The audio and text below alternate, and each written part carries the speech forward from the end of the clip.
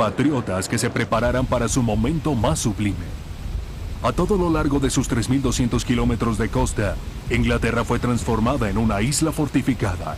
Las baterías antiaéreas brotaron como maleza. Las señales de los caminos fueron retiradas para confundir a los invasores alemanes. Hitler estaba desconcertado por la terquedad de Churchill y el 16 de julio descartó la diplomacia. Antes de invadir a Inglaterra, la Real Fuerza Aérea debía ser destruida. Tal misión fue puesta en manos del flamante líder de la Luftwaffe, Hermann Göring. Göring se sintió encantado por el reto. La batalla que se avecinaba se decidiría en el aire, y cuando Inglaterra cayera, él sería quien recibiría el crédito. Envalentonado por el dominio aéreo de Alemania sobre Europa, Göring predijo que la Real Fuerza Aérea sería aplastada en el transcurso de pocas semanas. El escenario estaba listo para la batalla de Inglaterra. En Inglaterra, la Real Fuerza Aérea se preparaba para la guerra. Una de las armas más importantes de la Real Fuerza Aérea era esta, el motor Merlin de la Rolls-Royce. El Merlin poseía un diseño de 12 cilindros en línea, lo cual en 1940 proporcionaba unos 1000 caballos de fuerza. Ellos impulsarían los dos aviones de caza más importantes de la batalla de Inglaterra. El más antiguo de los dos aeroplanos era el Hawker Hurricane. Se trataba de un caza monoplaza con 8 ametralladoras Browning montadas sobre las alas. Había volado por primera vez en 1935 y para 1940 era el avión más común de la Real Fuerza Aérea. El otro caza era invención del fabricante de aviones R.J. Mitchell. Había volado por primera vez en 1936, un año después que el Hurricane. La nueva aeronave se hizo conocida como el Spitfire, un nombre que sería asociado para siempre con la batalla de Inglaterra. Pero la clave de la defensa británica era una nueva invención, el radar. Para 1939, una cadena costera de 20 estaciones de radar daban aviso sobre aviones enemigos que se aproximaban desde el sur y el este. Todos los contactos del radar eran transmitidos al cuartel general de comando de cazas, donde mujeres auxiliares de la Fuerza Aérea seguían la acción sobre grandes mapas de mesa. Aunque la Luftwaffe escogiera dónde y cuándo atacar, la Real Fuerza Aérea siempre los vería venir. En Francia, los pilotos alemanes se preparaban para la guerra. Sus victorias sobre Europa los llenaban de confianza. Su número era mayor que el de sus oponentes ingleses, pero su trabajo constituía un reto superior. Los pilotos de la Real Fuerza Aérea defendían su patria. Para ellos, un estancamiento en la acción significaba la victoria. La Luftwaffe necesitaba ganar control sobre el aire. Para tal misión, Göring recurrió a su probado caza, el Messerschmitt Bf-109. La mayoría de las bases de caza de la Luftwaffe estaban concentrados en los alrededores de Calais, la distancia más corta a Inglaterra. A mediados de julio, los pilotos de caza alemanes empezaron a probar a sus adversarios británicos. Varios grupos de Bf-109 despegaron en dirección a la costa inglesa esperando a que la Real Fuerza Aérea cediera a la tentación de salirles al encuentro. Cuando los Bf-109 cruzaron el canal, los radares británicos los detectaron. En cuestión de minutos, los Spitfire se aproximaban a los pilotos alemanes. Los pilotos de la Luftwaffe habían perfeccionado el arte de combate aéreo durante la Guerra Civil Española. Sobre el Canal de la Mancha, su experiencia y eficiencia salieron a relucir contra un adversario menos entrenado. Hacia el 20 de julio, 50 aeronaves de la Real Fuerza Aérea habían sido destruidas. La tasa de pérdidas era alarmante, considerando que el grueso de la ofensiva aérea alemana aún estaba por llegar.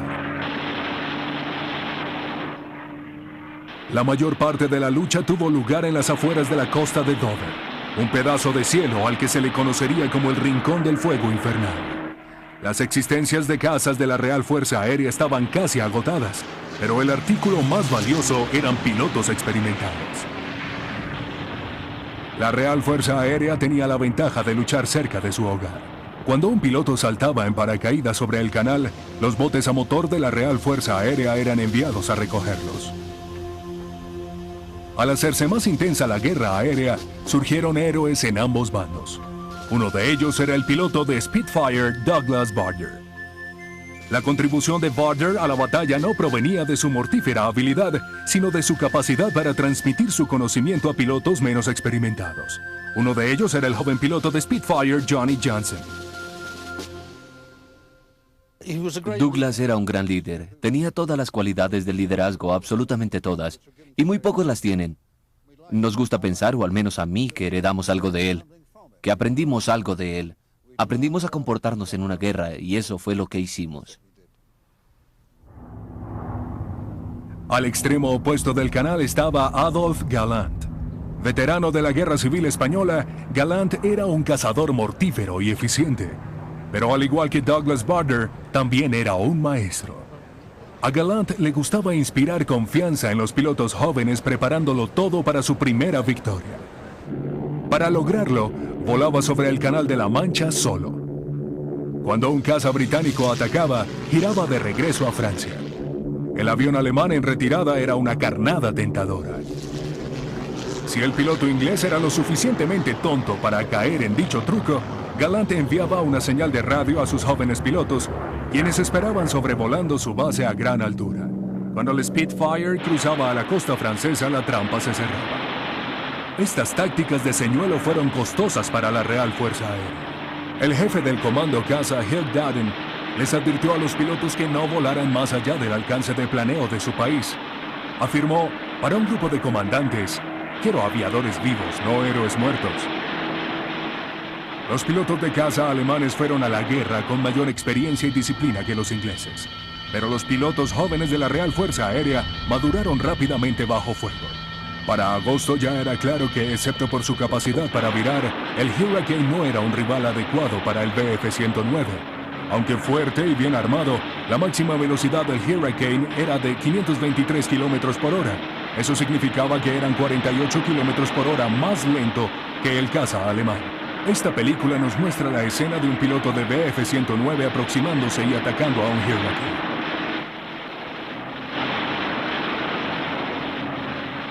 Si bien los Hurricanes podían ser más lentos y menos maniobrables que los Spitfire, eran mucho más numerosos. Su proporción entre sí era de casi de 2 a 1. A fin de utilizar mejor su fuerza combinada de cazas, la Real Fuerza Aérea decidió que sus Hurricanes atacaran a las formaciones de bombarderos alemanes y dejaran que los Spitfire se entendieran con los Bf-109.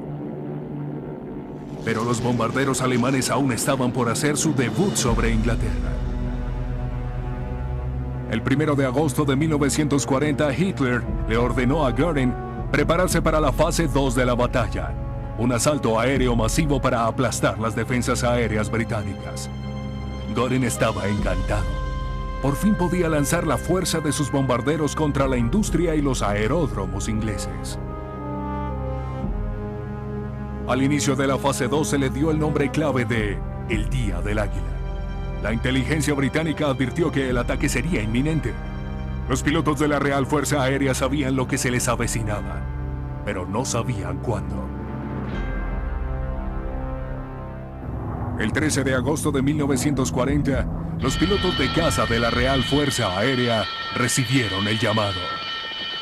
Vastas formaciones de bombarderos alemanes se aproximaban a la costa del sur de Inglaterra. Spitfires y Hurricanes despegaron desordenadamente en una partida precipitadamente organizada. El Día del Águila había llegado con toda la furia e intensidad de dos naciones en guerra. La batalla de Inglaterra había comenzado.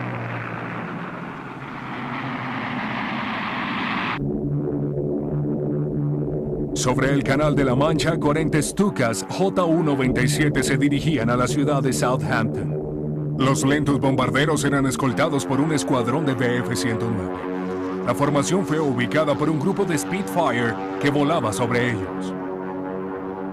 Con el sol de la tarde a sus espaldas, los pilotos de los Spitfire atravesaron la escolta de cazas y atacaron salvajemente a los vulnerables aviones de bombardeo. Esta película ilustra el destino de un Stuka al ser perseguido por un Spitfire.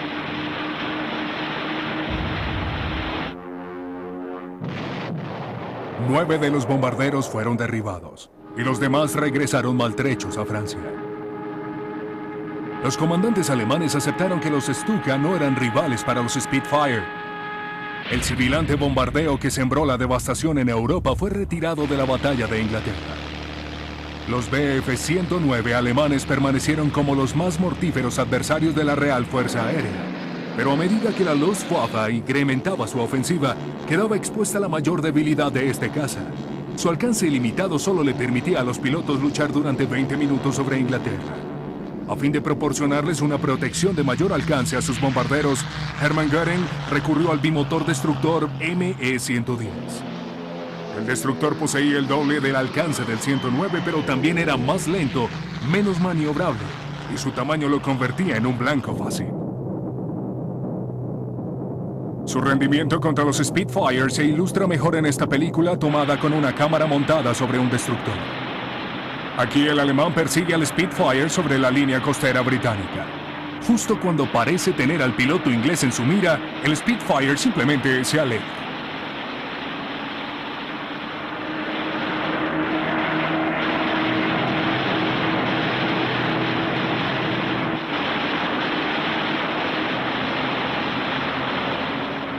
El primer ataque importante contra Inglaterra tuvo resultados inciertos. La Luftwaffe reclamó haber derribado 70 aviones.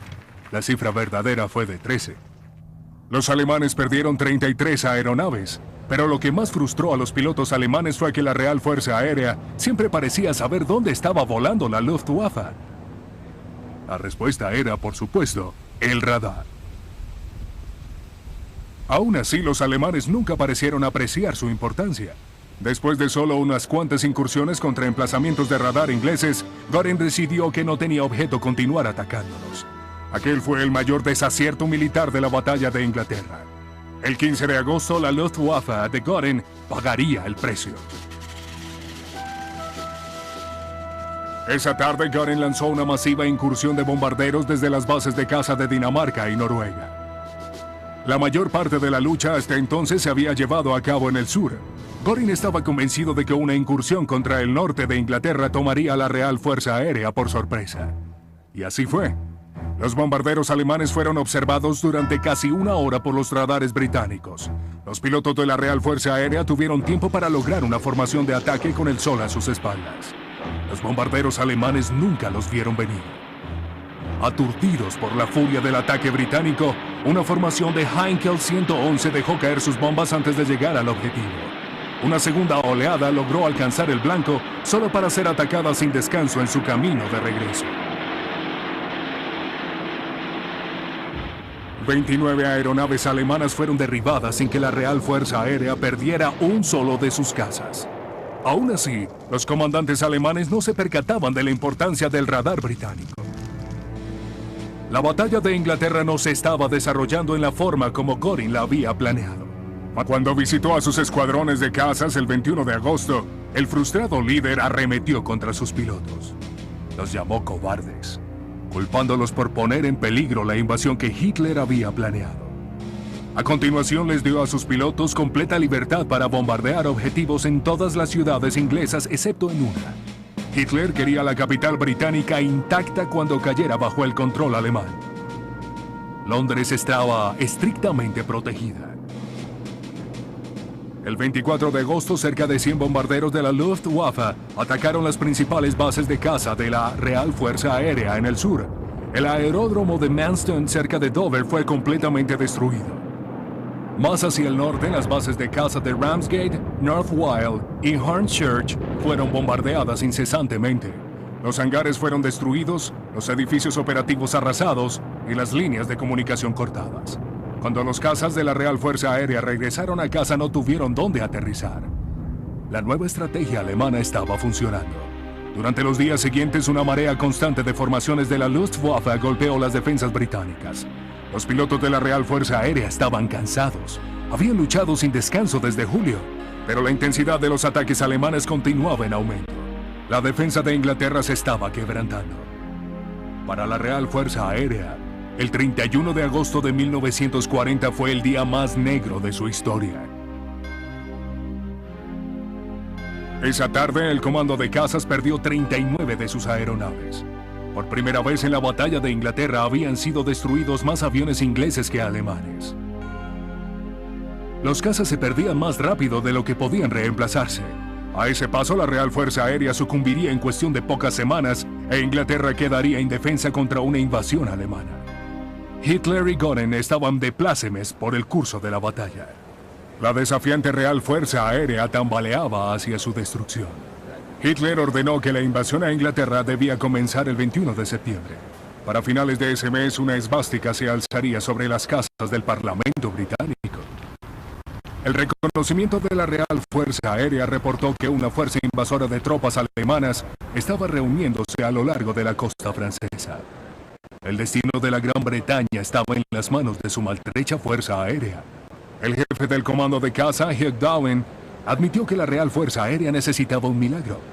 Poco sabía él que ya le habían concedido uno. La noche del 24 de agosto de 1940, 2 bombarderos alemanes se extraviaron volando sobre su objetivo. Enfrentados a un pesado fuego antiaéreo, los alemanes descargaron sus bombas y regresaron a sus bases. Pero los aviadores no se habían percatado de que habían estado sobrevolando Londres. Muchos vecindarios quedaron calcinados y muchos civiles murieron cuando salían de bares y teatros. Para los londinenses fue una noche de terror. Para la Real Fuerza Aérea fue la respuesta a sus plegarias. Es probable que Churchill supiera que el bombardeo había sido un error, pero eso no importaba. Se le había dado una oportunidad. La noche siguiente, un escuadrón de bombarderos de la Real Fuerza Aérea partió hacia Berlín. La incursión causó daños menores, pero fue una vergüenza para Göring, quien una vez más había prometido que los bombarderos enemigos nunca llegarían hasta Berlín. Luego de la incursión, Göring le prometió a Hitler que aquello no volvería a suceder, pero sucedió. Durante las siguientes 4 noches, la Real Fuerza Aérea bombardeó la capital germana. Churchill estaba resuelto a golpear a los alemanes hasta que estos respondieran en venganza. Luego de la 4ª incursión contra Berlín, Hitler estaba furioso. Prometió atacar el corazón de Inglaterra. Londres debía ser destruida. El 7 de septiembre, los radares ingleses detectaron una masiva formación germana sobre Calais. La formación alemana que se aproximaba era tan grande que los comandantes de la Real Fuerza Aérea estaban convencidos de que se trataba de una invasión aérea. De hecho, cientos de bombarderos se dirigían directamente hacia Londres. El enorme tamaño de la formación alemana era demasiado para la Real Fuerza Aérea. Al ocaso, el extremo oriental de Londres estaba en llamas. Durante la semana siguiente, los bombarderos alemanes atacaron a Londres las 24 horas. Calles históricas, monumentos e iglesias fueron destruidos. Murieron 2.000 civiles y cerca de 100.000 resultaron heridos. Pero los ataques facilitaron el juego de la Real Fuerza Aérea. Mientras los bombarderos alemanes se concentraban en la capital, el comando de cazas tuvo tiempo para recuperarse. Sus aeródromos fueron reparados y las líneas de comunicación reabiertas. El suplicio de Londres significó la suspensión de la ejecución de la Real Fuerza Aérea. La marea de la batalla estaba de nuevo a favor de los británicos. Pero Hermann Göring estaba convencido de que Inglaterra estaba al borde del colapso. El domingo 15 de septiembre ordenó una última gran incursión sobre la Gran Bretaña. Les aseguró a sus cansados aviadores que un golpe final sometería por completo a los británicos. La incursión comprendía 400 bombarderos alemanes y cerca de 700 aviones de caza. Una vez más, el objetivo era Londres.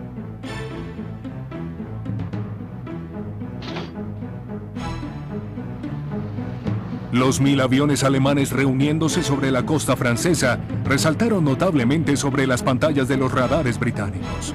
El comando de caza recurrió a todo lo que tenía para la batalla. Se enviaron cerca de 300 Spitfires y Hurricanes para recibir el peso de la Luftwaffe. Fue el clímax de una larga pugna veraniega.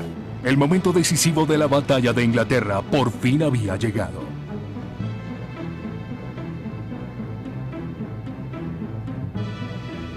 Desde el momento en que los alemanes tocaron el cielo británico, fueron acosados por la Real Fuerza Aérea. Como siempre, los Spitfires se encargaron de los cazas, mientras que los Hurricanes lo hacían con los bombarderos. Este choque monumental involucró a cientos de pilotos de ambos bandos, y pronto el claro cielo otoñal quedó marcado con los rastros en espiral del humo de los cazas alemanes y británicos.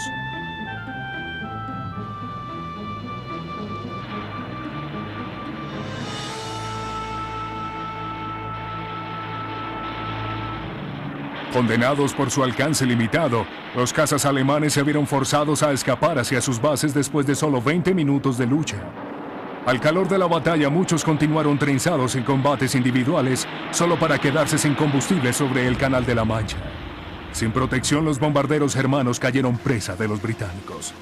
Para el final del día, 40 de ellos eran ruinas, mientras que muchos otros a duras penas pudieron regresar a sus bases. Fue una victoria decisiva para la Real Fuerza Aérea. Goering insistió en que los británicos aún podían ser derrotados, pero Hitler ya no creía en él. La invasión a Inglaterra fue pospuesta indefinidamente. La Real Fuerza Aérea había ganado la batalla de Inglaterra. Durante una alocución radial por la BBC, un aliviado primer ministro le dijo a su país: "Nunca en el campo del conflicto humano tantos le debieron tanto a tan pocos". Ser inglés y ser piloto de un caza en 1940 era casi lo mejor que podía sucederle a cualquiera.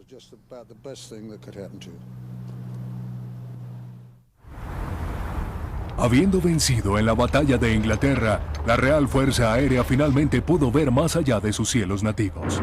La isla británica de Malta era un punto de apoyo vital en el Mediterráneo. Situada entre la Italia de Mussolini y la Libia controlada por Alemania, no era ninguna sorpresa que hubiera estado sitiada desde el principio de la guerra. Durante 2 años, un pequeño pero valiente grupo de pilotos de Hurricane había logrado mantener la isla bajo el control británico. El reabastecimiento de Malta se llevaba a cabo desde la plaza fuerte británica de Gibraltar. Los cazas ingleses que llegaban en cajas eran ensamblados y puestos a bordo de un portaaviones. Desde aquí, los convoys británicos navegaban a través de las hostiles aguas del Mediterráneo. En junio de 1942, un portaaviones de la Marina Real, cargado con Spitfires, partió hacia la sitiada isla. El recorrido de 1.800 kilómetros se realizó a través de un peligroso corredor de atacantes alemanes e italianos. Varios buques fueron hundidos, pero el portaaviones logró entregar sus Spitfires. Con Malta ahora protegida, los aliados centraron su atención en el norte de África, en manos de Alemania. En noviembre de 1942, una fuerza de asalto aliada desembarcó en Argelia y Marruecos. En la ciudad porteña de Argel, una unidad de abastecimiento de la Real Fuerza Aérea tomó tierra y estableció un aeródromo. Poco tiempo después, un escuadrón de Hurricanes voló hacia allí desde Gibraltar. El objetivo de los aliados era envolver a las fuerzas alemanas y expulsarlas del continente. En su camino se atravesaban los formidables vehículos blindados del zorro del desierto de Alemania, Erwin Rommel. El Hurricane de la Real Fuerza Aérea que había defendido los cielos ingleses fue modificado para vérselas con los tanques de Rommel. Se le armó con 2 ametralladoras que tenían blindaje de 40 milímetros montadas sobre cada ala. A los escuadrones de Hurricane se les unieron los Tomahawks P-40 estadounidenses entregados a la Real Fuerza Aérea, bajo estipulaciones de préstamo o arriendo. Los áridos desiertos de África del Norte dejaron a las fuerzas de Rommel sin lugar donde ocultarse. Los pilotos estadounidenses y británicos acosaron a los convoys alemanes, forzando a los tanques de Rommel a dirigirse al norte. Para la primavera de 1943, el ejército alemán se hallaba en completa retirada. Cuando los soldados aliados avanzaron hacia el Mediterráneo, pasaron con dificultad por sobre las ruinas causadas por el ataque aéreo aliado. Para mayo, África del Norte se hallaba bajo el control aliado. En los cielos de Europa, 2 viejos adversarios continuaban su pugna por la supremacía aérea. Pero mucho había cambiado desde la batalla de Inglaterra. Para 1941, los pilotos de la Real Fuerza Aérea incursionaban diariamente sobre la costa francesa. Ahora eran los alemanes los que estaban a la defensiva. La guerra había madurado a los aviadores británicos. Sus tácticas se habían refinado, como sus aeronaves. El Spitfire 5, que se ve aquí en la persecución de un Hispano 109 con distintivos alemanes, se había convertido en el caza estándar de la Real Fuerza Aérea. El mayor adelanto del Spitfire 5 era su poder. El nuevo motor Merlin le proporcionaba 1.400 caballos de fuerza, 400 más que su predecesor. El 5 era considerado a menudo el más fácil de volar de todos los Spitfire. En 1941, dicho avión superaba en la lucha a sus oponentes alemanes, pero su supremacía estaba a punto de serle arrebatada. A finales de 1941, los alemanes dieron a conocer el Focke-Wulf 109. Este mortífero caza cambiaría la marea de la guerra aérea, iniciando una vez más una frenética carrera por la superioridad en el aire. El Focke-Wulf era producido en secreto. Ni siquiera le fue entregado a la Luftwaffe. Estaban los británicos al tanto de que un adversario letal estaba a punto de emerger. En septiembre de 1940, varios pilotos de la Real Fuerza Aérea reportaron haber avistado a un nuevo avión de caza alemán. Dichas afirmaciones fueron desestimadas por la inteligencia británica. Luego, un Spitfire regresó a la base con una película que mostraba a un nuevo caza alemán con motor radial. Pronto, tales encuentros se volvieron más comunes y la Real Fuerza Aérea se familiarizó cada vez más con el Focke-Wulf 109. El Focke-Wulf era muy superior al Spitfire 5 en casi todos los aspectos. Era más veloz y su régimen ascensional era mayor. Podía alcanzar alturas de 10.500 metros, lo cual permitía a los alemanes atacar a los británicos desde arriba. La única ventaja de los Spitfire era su capacidad de viraje, pero eso era de poca ayuda. Durante el verano de 1942, los pilotos de la Real Fuerza Aérea sufrieron grandes pérdidas. Algo debía hacerse, y rápido. En Inglaterra, la Rolls-Royce estaba construyendo un motor más poderoso para su nuevo bombardero Lancaster. El supercargado Merlin de 1.600 caballos de fuerza captó la atención del comando caza. La Real Fuerza Aérea preguntó si el nuevo motor podía utilizarse en sus cazas. El resultado fue el Spitfire 9. El motor Merlin más grande no había sido diseñado para un avión caza, y la nariz del Spitfire debió alargarse en 44 centímetros. El Spitfire 9 fue producido para la Real Fuerza Aérea como recurso temporal para mantener a raya los Focke-Wulfs hasta que se produjera un verdadero reemplazo. Pero en la búsqueda de una solución transitoria, los británicos habían hallado la respuesta para el mortífero Focke-Wulf 109. Hacia 1942, los Estados Unidos de América estaban comprometidos en la guerra y la octava Fuerza Aérea Norteamericana había llegado a Inglaterra. Mientras la Real Fuerza Aérea bombardeaba Berlín, en las noches los americanos preferían volar durante el día. Al comando de cazas de la Real Fuerza Aérea se le encomendó la tarea de proteger las formaciones norteamericanas. El as de Spitfire, Johnny Johnson, lo recuerda. Nos gustaba escoltar a la octava Fuerza Aérea porque los alemanes reaccionaban con fuerza. Algunas veces en grupos de 50 Focke-Wulf 109, y teníamos batallas aéreas muy turbulentas.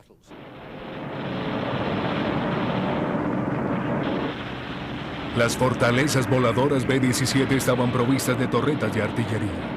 Las tripulaciones americanas luchaban por sus vidas y tenían la reputación de disparar a cualquier caza que se aproximara. Los pilotos de Spitfire decidieron crear un escudo protector a casi 2 kilómetros de distancia de los B-17. Cuando un caza alemán lograba pasar, se los dejaba a los artilleros americanos.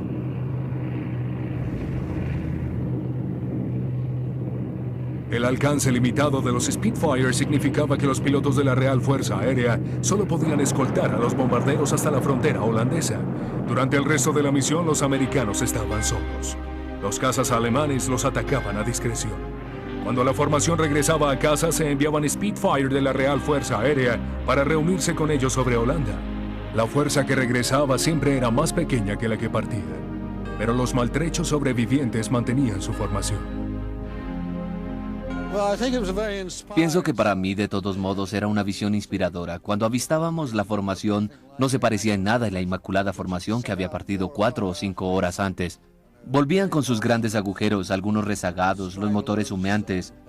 Los alemanes siempre dedicaban su atención a los rezagados, pero ellos continuaban a paso lento y mantenían su formación.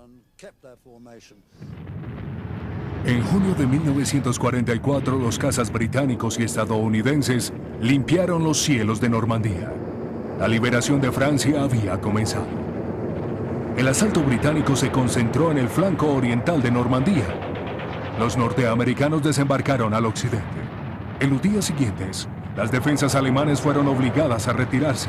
Los aeródromos fueron asegurados y pronto los cazas británicos estuvieron listos para aterrizar en Francia.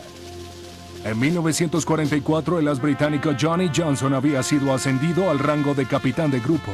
Ahora comandaba un ala de pilotos de caza canadienses. El 10 de junio, Johnson y sus hombres hicieron historia al convertirse en los primeros pilotos aliados en aterrizar en Francia. 2 días después, Winston Churchill se convirtió en el primer líder aliado en posar sus pies sobre Normandía. Agitando un cigarro, el triunfante primer ministro se reunió con sus fuerzas. Winston Churchill vino a vernos en Normandía. Llegó y nos estrechó las manos. Nosotros teníamos un poco de buen brandy martel. Así que le dije que si podíamos colocar una caja en su avión para que se lo llevara a Inglaterra. Él nos dijo que a pesar de todos los rigores y las tribulaciones de la guerra, nunca le había faltado una copa de brandy. Nos dijo que la conserváramos para nosotros. Los pilotos aliados celebraron su exitoso regreso a Europa, pero la guerra estaba lejos de haber terminado. Los pilotos alemanes trataban desesperadamente de expulsar a los cazas aliados de Francia.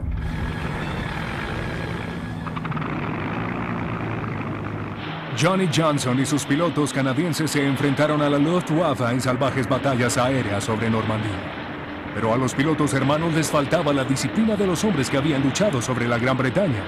Durante uno de los combates, el equipo de Johnson derribó 7 alemanes sin perder un solo Spitfire. Después del combate, el comandante de la Real Fuerza Aérea, Harry Broadheart, visitó el aeródromo con el general del ejército británico Bernard Montgomery. Broadheart le dio instrucciones a Johnson para que le hablara al general acerca de su éxito. Entonces Montgomery me dijo, él era un hombre pequeño, pero intenso. Me preguntó, ¿y tú qué hiciste? Le conté que habíamos trabado combate con un grupo de 109 y que habíamos derribado a 7 de ellos. Él deseó que yo hubiese contado que había derribado a 7 tanques Tigre, porque ese era su dolor de cabeza en ese momento. Montgomery tenía razón. Se necesitaban destructores de tanques más que cazas. Para ello, la Real Fuerza Aérea recurrió a los mortíferos Hawker Typhoon. Los oficiales de la Real Fuerza Aérea utilizaban tanques especialmente equipados. Cuando los aliados se encontraban con los vehículos blindados alemanes, el controlador de tierra llamaba a los atacantes. Los pilotos de los Typhoon esperaban a 600 metros de altura sobre el campo de batalla. Cuando recibían el llamado, se abalanzaban sobre el enemigo.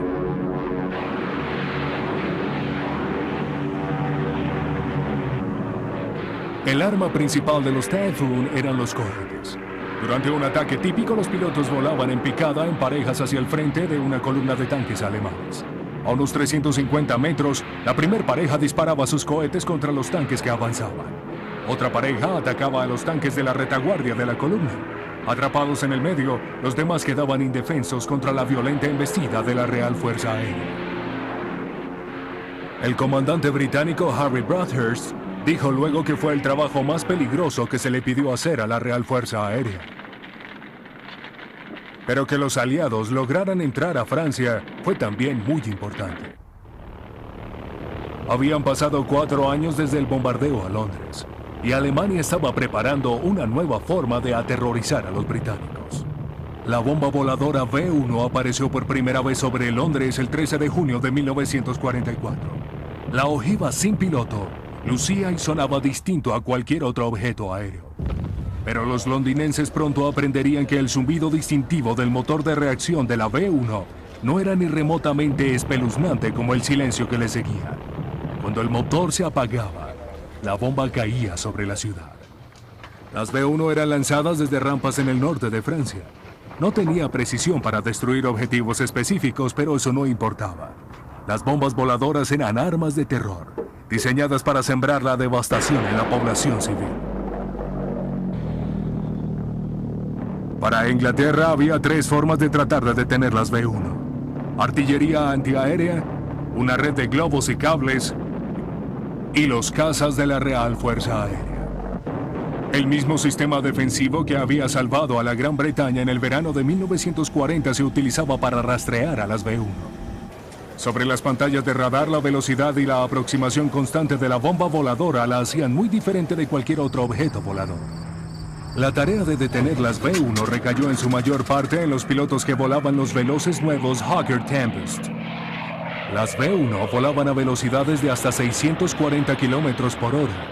Los Tempest eran ligeramente más veloces, pero si el piloto era atrapado en la dirección equivocada, la bomba voladora lograba pasar.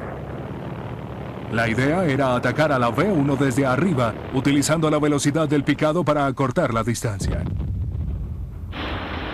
Durante el verano, Alemania incrementó su andanada. Cientos de V-1 estaban alcanzando su objetivo, pero la Real Fuerza Aérea estaba a punto de revelar un arma propia. Un teniente de la Real Fuerza Aérea llamado Frank Whittle había estado trabajando en inventar una nueva forma de propulsión, el motor de turbina a gas. El primer motor de Whittle fue probado en 1937. 4 años más tarde, estaba listo para ser incorporado a una aeronave.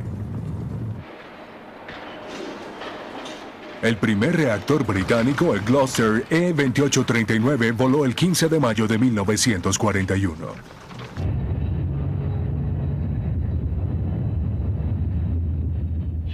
El avión de Whittle era experimental, pero los conocimientos que proporcionó allanaron el camino para el primer caza jet británico, el Gloster Meteor.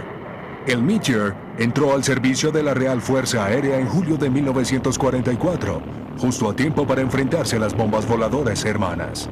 Los ataques alemanes se incrementaron firmemente durante el verano y a pesar de los esfuerzos de la Real Fuerza Aérea, la V-1 había cobrado la vida de miles de civiles británicos. El escuadrón de Meteor se enfrentó por primera vez a las bombas voladoras en agosto, pero gracias a la ocupación aliada de Francia, los ataques finalizaron al mes siguiente. Solo 13 de las V-1 fueron destruidas por los Meteors.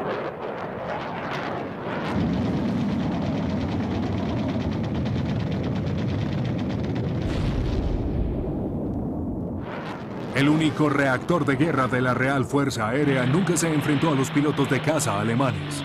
Permaneció en casa mientras los probados cazas aliados destruían lo que quedaba de la una vez poderosa Luftwaffe germana.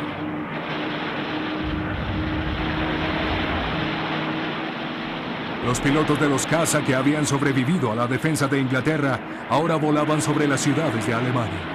Pero la era del jet había llegado, y los cazas impulsados por hélices que habían guiado a la Real Fuerza Aérea a la victoria pronto serían dejados de lado.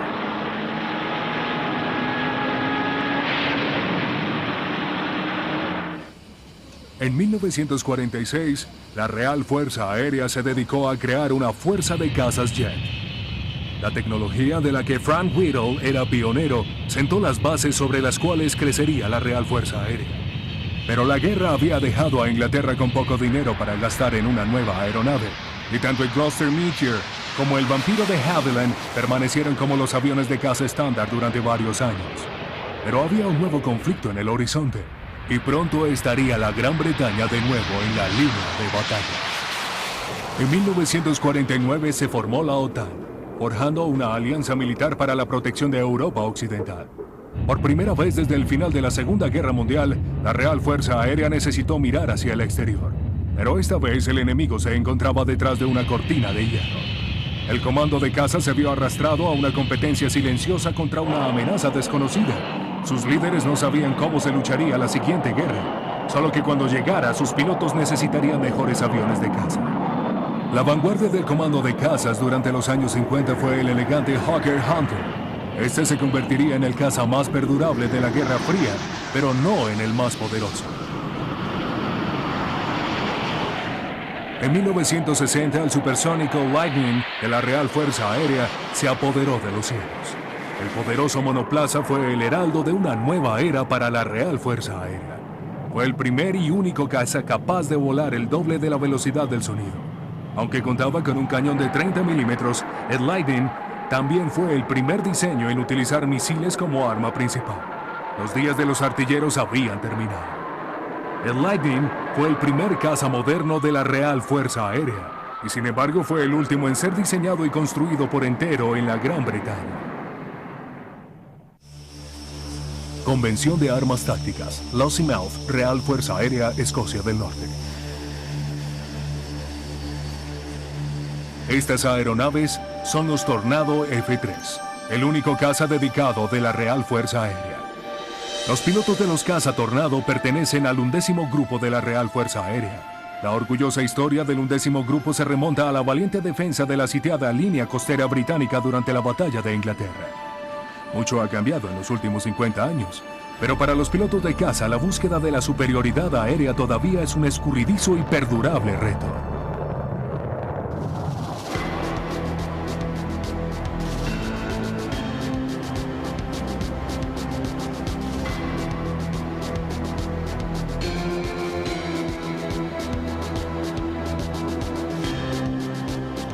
Hoy, los pilotos de caza de la Real Fuerza Aérea volarán unos contra otros en un combate simulado. El ejercicio de armas tácticas es un juego de guerra que involucra a varios escuadrones y a una amplia variedad de aeronaves.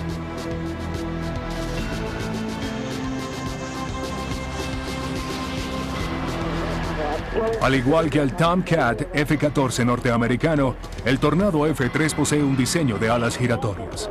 Para maniobrabilidad y manejo de bajas velocidades, las alas se desplazan hacia adelante en un ángulo de 25 grados.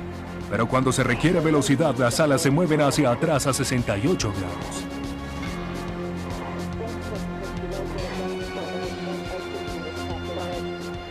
El ejercicio de hoy colocará a los cazas oponentes cara a cara en una breve pero estimulante ráfaga de maniobras de altas fuerzas G. En el mundo real, las tácticas de los cazas de la Real Fuerza Aérea serían mucho menos personales. Los Tornado F-3 fueron diseñados especialmente como interceptores de largo alcance contra los bombarderos soviéticos en aproximación. El poderoso radar Fox Hunter del Tornado puede detectar múltiples objetivos desde una distancia de casi 160 kilómetros. En combate a corta distancia, las alas ajustables del F-3 le permiten una combinación ideal de velocidad y agilidad. El resto depende del piloto. Durante un combate verdadero, el piloto del F-3 puede lanzar su misil Sidewinder A9L de corto alcance. Pero lo ideal es que el misil Skyflash montado en el fuselaje inferior evite que el enemigo nunca se acerque a una distancia tan corta.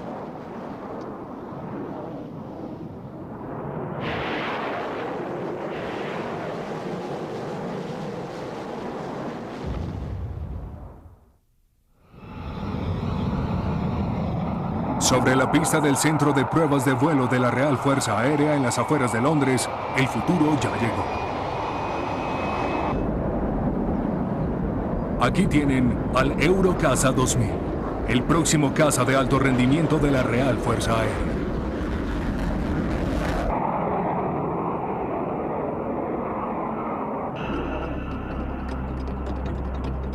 Como su nombre lo dice, el Eurocaza fue el resultado de un consorcio europeo.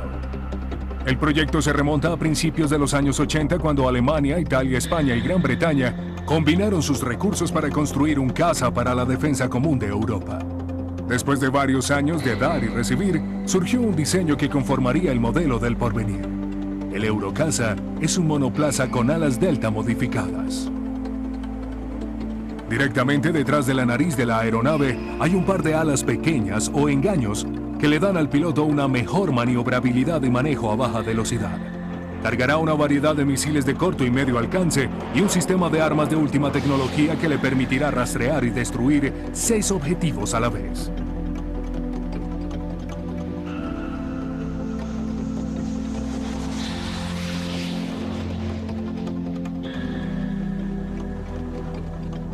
El Eurocaza 2000 está programado para entrar al servicio con la Real Fuerza Aérea a comienzos del próximo siglo.